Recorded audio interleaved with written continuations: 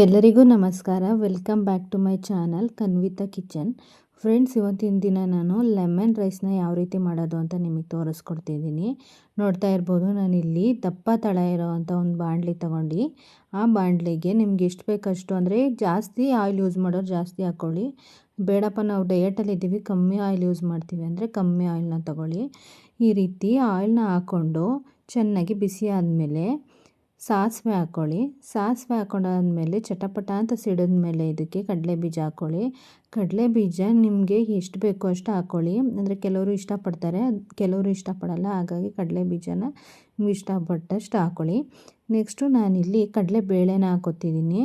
ಕಡಲೆಬೇಳೆ ಮತ್ತು ಉದ್ದಿನಬೇಳೆನೂ ಹಾಕ್ಕೊತಾರೆ. ಸೊ ಉದ್ದಿನಬೇಳೆ ಆಪ್ಷನಲ್ಲು, ನೀವು ಬೇಕಾದರೆ ಹಾಕ್ಕೊಳ್ಳಿ, ಇಲ್ಲಾಂದರೆ ಬೇಡ. ಇದನ್ನೆಲ್ಲ ಚೆನ್ನಾಗಿ ಫ್ರೈ ಮಾಡಾದಮೇಲೆ ನಾವು ನೆಕ್ಸ್ಟ್ ಇಂಗ್ರೀಡಿಯೆಂಟ್ಸ್ನ ಇದಕ್ಕೆ ಆ್ಯಡ್ ಮಾಡಬೇಕಾಗುತ್ತೆ. ನೋಡ್ತಾ ಇರ್ಬೋದು ಫ್ರೆಂಡ್ಸ್, ತುಂಬ ಬ್ಲ್ಯಾಕಾಗಿ ಇದನ್ನು ಫ್ರೈ ಮಾಡ್ಕೊಳ್ಳೋದು ಬೇಡ, ಸಾಕು ಇಷ್ಟು ಫ್ರೈ ಆಗಿರೋದು. ನಾನು ಇದನ್ನು ಒಂದು ಪ್ಲೇಟ್ಗೆ ತೆಗೆದಿಟ್ಕೊತೀನಿ.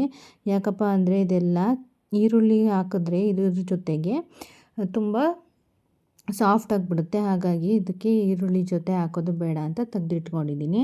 ಈಗ ಅದೇ ಫ್ರೈ ಮಾಡಿರೋ ಅಂಥ ಎಣ್ಣೆಗೆ ಬೆಳ್ಳುಳ್ಳಿನ ಜಜ್ಜಿ ಇಟ್ಕೊಂಡು ಹಾಕೋತಾ ಇದ್ದೀನಿ. ಈ ಬೆಳ್ಳುಳ್ಳಿ ಚೆನ್ನಾಗಿ ಫ್ರೈ ಆದಮೇಲೆ ನಾನಿಲ್ಲಿ ಕರ್ಬೇವಿನ ಸೊಪ್ಪನ್ನ ಹಾಕೋತಿದ್ದೀನಿ. ಕರ್ಬೇವಿನ ಸೊಪ್ಪು ಚೆನ್ನಾಗಿ ಫ್ರೈ ಆಗಬೇಕು, ಕ್ರಿಸ್ಪಿ ಆಗೋ ಥರ ಫ್ರೈ ಮಾಡ್ಕೊಳ್ಳಿ. ನೆಕ್ಸ್ಟು ನಾವಿಲ್ಲಿ ಮೆಣಸಿಕಾಯಿನ ಆ್ಯಡ್ ಮಾಡೋಣ. ಉದ್ದದಾಗಿ ಕಟ್ ಮಾಡಿರ್ತಕ್ಕಂಥ ಮೆಣಸಿಕಾಯಿನ ನಾವಿಲ್ಲಿ ಆ್ಯಡ್ ಮಾಡ್ಕೊಳ್ಳೋಣ. ಬೆಳ್ಳುಳ್ಳಿ ಹಾಕೋದ್ರಿಂದ ಫ್ರೆಂಡ್ಸ್ ಚಿತ್ರಾನ್ನ ಬೇರೆ ಥರನೇ ಟೇಸ್ಟ್ ಕೊಡುತ್ತೆ ನಿಮಗೆ. ನೋಡ್ತಾ ಇರ್ಬೋದು, ನಾನಿಲ್ಲಿ ಹಸಿರು ಮೆಣಸಿಕಾಯಿ ಹಾಕ್ಕೊಂಡಿದ್ದೀನಿ.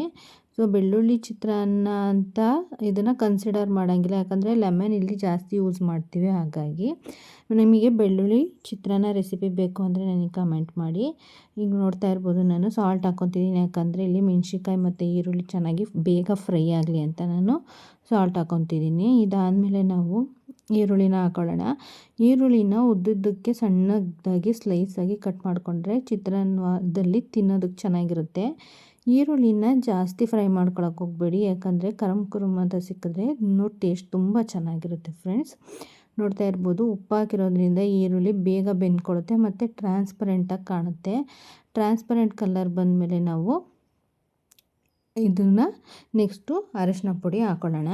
ಅರಿಶಿನ ಪುಡಿ ಹಾಕ್ಕೊಂಡಾದ್ಮೇಲೆ ಚಿತ್ರಾನ್ನ ಅಂದರೆ ಮೇಯ್ನು ಅರಿಶಿಣನೇ ಅಲ್ವಾ ಫ್ರೆಂಡ್ಸ್. ಕೆಲವರು ವೈಟ್ ಚಿತ್ರಾನ್ನ ಇಷ್ಟಪಡ್ತಾರೆ, ಕೆಲವರು ಎಲ್ಲೋ ಚಿತ್ರಾನ್ನ ಇಷ್ಟಪಡ್ತಾರೆ. ನೋಡ್ತಾ ಇರ್ಬೋದು, ನಾನು ಎಲ್ಲೋ ಚಿತ್ರಾನ್ನ ಮಾಡ್ತಿರೋದ್ರಿಂದ ಇಲ್ಲಿ ಅರಿಶಿನ ಪುಡಿನ ನಾನು ಹಾಕೋತಿದ್ದೀನಿ. ಅರಿಶಿನ ಪುಡಿ ಹಾಕ್ಕೊಂಡಾದ್ಮೇಲೆ ಗ್ಯಾಸ್ ಆಫ್ ಮಾಡ್ಕೊಳ್ಳಿ. ಗ್ಯಾಸ್ ಆಫ್ ಮಾಡ್ಕೊಂಡಾದ್ಮೇಲೆ ಕೊತ್ತಂಬರಿ ಸೊಪ್ಪು ಹಾಕ್ಕೊಳ್ಳಿ.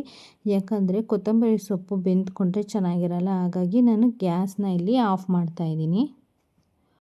ಹಾಗೆ ಸುಮ್ಮನೆ ಕೈ ಆಡಿಬಿಟ್ಟು ಅಲ್ಲೇ ಸ್ಟವ್ ಮೇಲೇ ಬಿಟ್ಬಿಡಿ ನೀವು.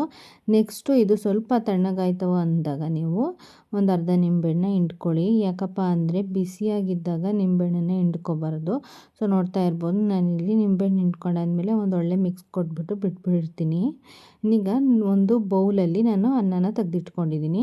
ನೋಡ್ತಾ ಇರ್ಬೋದು, ಈ ಒಂದು ಸಂದರ್ಭದಲ್ಲಿ ನಾವು ಏನು ಫ್ರೈ ಮಾಡ್ಕೊಂಡಿದ್ದೀವೋ ಅದು ಕಡಲೆ ಬೀಜ ಮತ್ತು ಕಡಲೆಬೇಳೆನ ಹಾಕಬೇಕು. ಸೊ ಒಂದು ಬೌಲಲ್ಲಿ ನಾನು ಏನು ಮಾಡಿದ್ದೀನಿ, ರೈಸ್ನ ತೆಗೆದಿಟ್ಕೊಂಡಿದ್ದೀನಿ. ಯಾಕಂದರೆ ಅದು ತಣ್ಣಗಾದರೆ ಹುಡಿಯಾಗಿ ಚೆನ್ನಾಗಿರುತ್ತೆ ಅಂತ. ನೆಕ್ಸ್ಟು ಆ ರೈಸಿಗೆ ಮಿಕ್ಸ್ ಮಾಡೋದಷ್ಟೇ. ಇಷ್ಟೇ ಫ್ರೆಂಡ್ಸ್.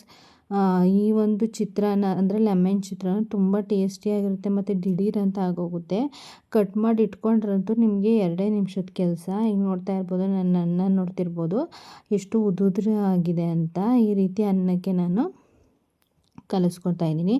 ಸೊ ಉಪ್ಪು ಕಮ್ಮಿ ಆಗುತ್ತೆ, ಸ್ವಲ್ಪನೇ ಹಾಕಿರೋದ್ರಿಂದ ಉಪ್ಪು ಹಾಕ್ಕೊಂಡು ಚೆನ್ನಾಗಿ ಮಿಕ್ಸ್ ಮಾಡ್ಕೊಳ್ಳಿ.